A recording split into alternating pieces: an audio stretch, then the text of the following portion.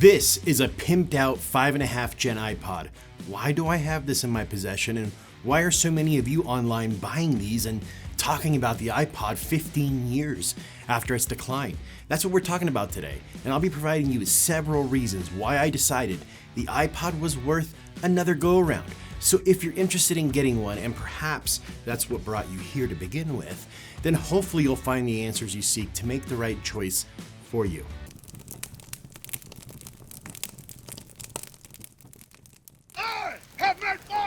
Today is a special day. It's the day we revisit a relic of the past and see if it has enough gas to bring itself into the new world. If this is your first time here and you're just dipping your toes in some of the action, I encourage you to strike that like button and subscribe to the channel so you become part of the solution. The first time I saw the iPod as more than just a dated MP3 player, but as an essential device, was in the movie The Book of Eli. In that world, the iPod wasn't just tech, it was hope.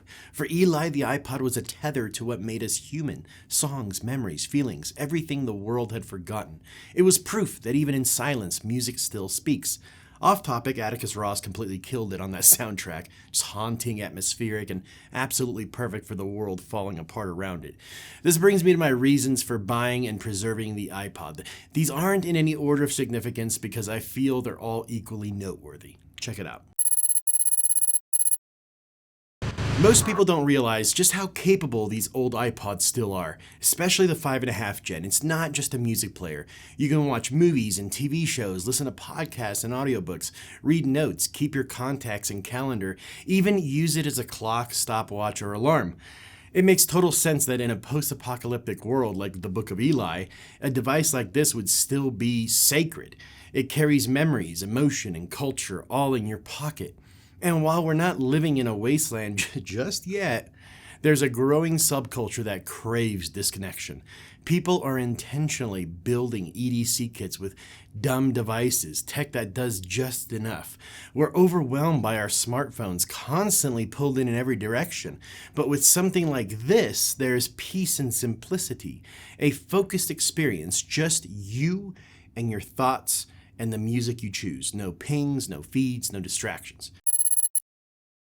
According to Backlinko, the average American spends over 7 hours a day staring at their smartphone. 7 hours! That's nearly a full workday spent scrolling, swiping, and chasing dopamine.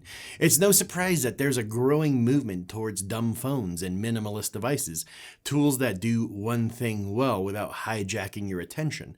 The iPod fits perfectly into that space. It's not connected to the internet, there are no notifications, no feeds, no endless rabbit holes. It does exactly what it was designed to do. Play your music and stay out of your way. In a world engineered to steal your time, this little device becomes something rare, a piece of tech that actually respects your attention. It's a reminder that not every device needs to be smart to be valuable.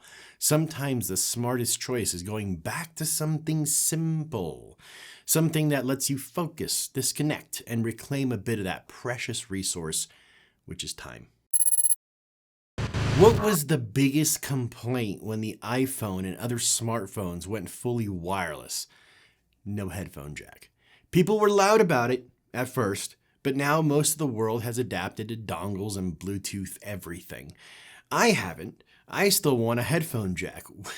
What happened to the simplicity of just plugging in a pair of headphones and pressing play? There's something beautifully intentional about a tech device that keeps its audio output analog. That's what makes this particular iPod, the 5.5 Gen, so special. It houses a Wolfson DAC, a component that's earned real respect in the audiophile community. It's the only iPod where Apple truly prioritized sound quality, which honestly is a shame. Most people don't buy iPods for high-fidelity audio unless it's this one. I've learned that the headphone jack isn't just a port. It's a philosophy. It reinforces the iPod's whole purpose, to disconnect from the noise and tune in to what really matters.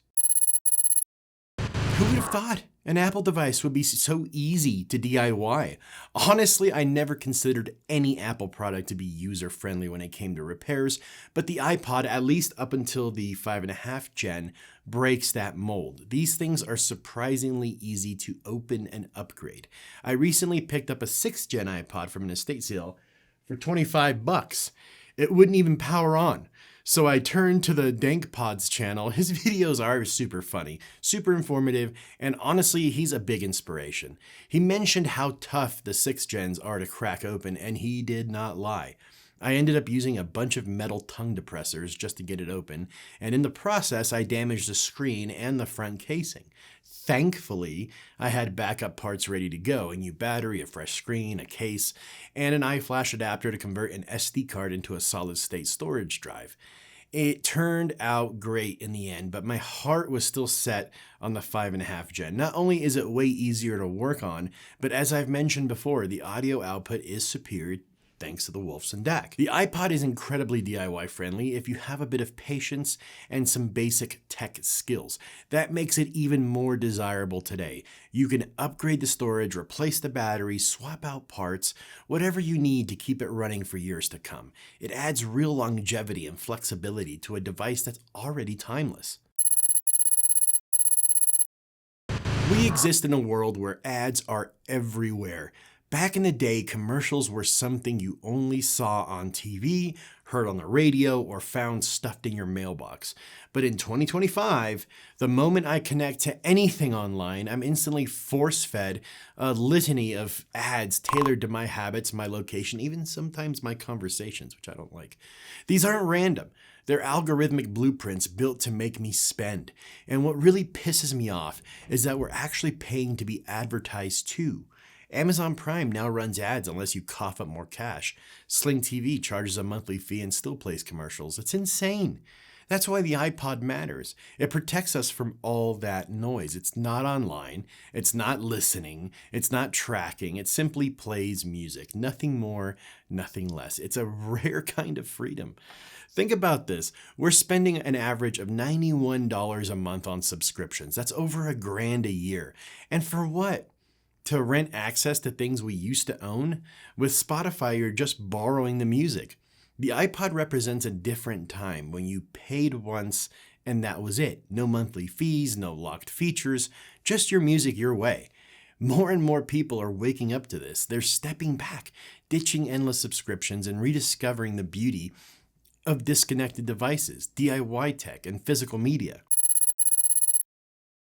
When was the last time you made a real playlist? I mean, sat down and really thought it through. If you're around my age, I'm 42, you remember making mixtapes and burned CDs. You only had so much space, so every track had to count. Your choices were intentional and deliberate. You didn't waste a single slot. You picked the creme de la creme songs that defined a moment, a feeling, a chapter in your life. Why did we stop doing that? Why can't we bring that same passion and purpose into our playlists today? The iPod gives us that chance. It invites us to slow down, to curate with care. No algorithms, no auto-generated nonsense, just music you choose to be there. It's personal. It's meaningful. Creating playlists on your iPod isn't just a vibe. It's preservation. It's a way to archive your life in sound, to leave behind sonic snapshots of who you were at different points in time. And years from now, there's nothing quite like revisiting a playlist you made decades earlier and remembering exactly how you felt. That's something streaming services will never give you. With the iPod, your music library isn't rented. It's yours forever. Forever.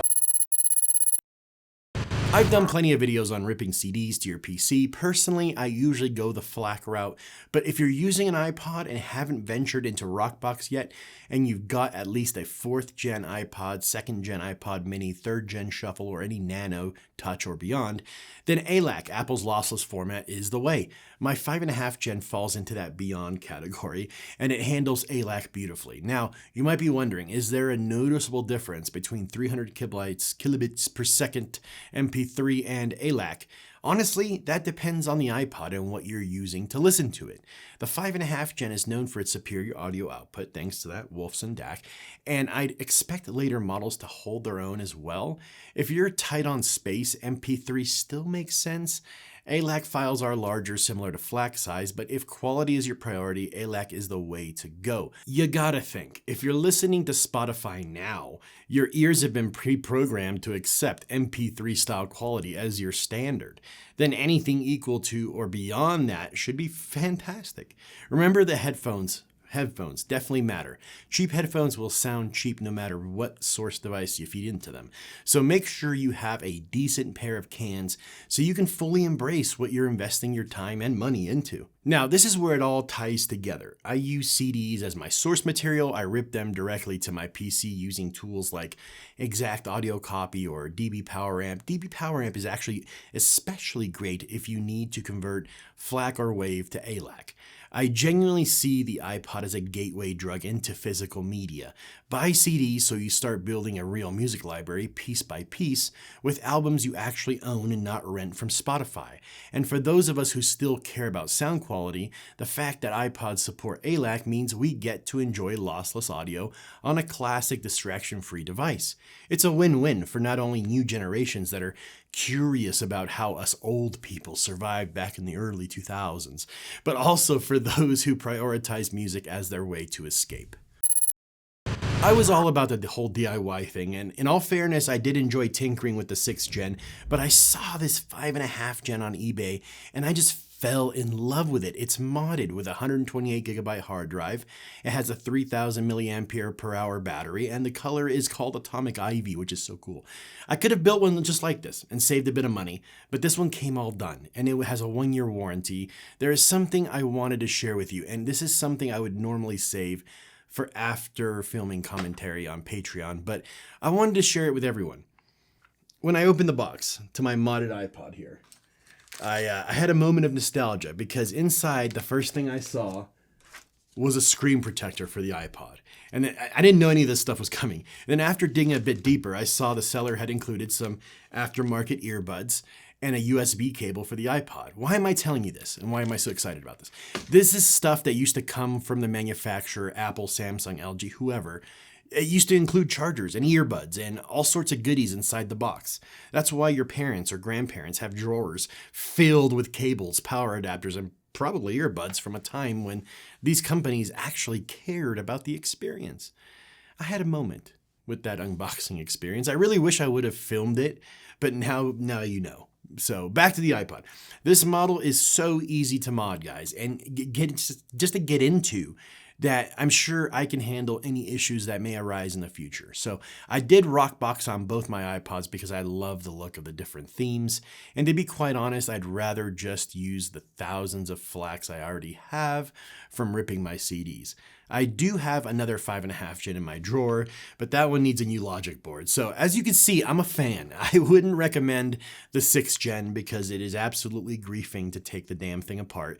The 5.5 gen and below, super easy. So unless you like to punish yourself, I'd pick up one of those 5.5 gens all day. Now, where do you source said iPods? Well, if you want to get the one that's all done and nice like mine, eBay is the way. They have a lot of them on there. I'll link down below. Otherwise, you can go to like Facebook Marketplace or Mercari, find a used one so you can mod it yourself. Now there's a secret place online to get all the goodies to mod out your iPod. It's called Elite Obsolete Electronics. That website has everything and they're totally legit. I never thought I'd be making a case for the iPod in 2025. By now, I figured we'd be using devices so advanced, the iPod would just be a distant memory, a footnote in the timeline of digital music players. And sure, we do have incredible DAPs on the market today. They're sleek, powerful, and can play just about any file you throw at them. But here's the thing, they're not an iPod. The iPod carries something those newer devices can't replicate: soul, nostalgia. That unmistakable warmth that takes you back to a time when music felt more personal, when it lived in your pocket, not the cloud. Logic might tell you to go for the latest and greatest, but maybe, just maybe, it's worth taking the road less traveled to own something iconic, something you can proudly say you brought back from the crypt. A relic from a better time, still spinning in a world that never slows down. Thanks for sticking with me, friends, till the end. I truly appreciate it. Huge shout out to my patrons for their continued support. You make this possible. If you enjoy the channel and want to go a bit deeper, Patreon is a great way to connect. You'll get access to unreleased content I don't share on YouTube. And hey, if you've ever liked the shirts I wear on here, check out my online t-shirt shop. I've got a huge catalog of designs any audio lover would appreciate. You can also make a one-time donation there if subscriptions aren't your aren't your thing, which, let's be honest, is pretty fitting after everything we just said about them. If you enjoyed the video, I humbly ask that you subscribe to the channel and go back to the 2000s with the like button. There it is, right there. This amazing little device holds 1,000 songs, and it goes right in my pocket. Don't forget to ring the bell to get notified every time I drop a fresh new video. Take care, friends, and I'll see you soon.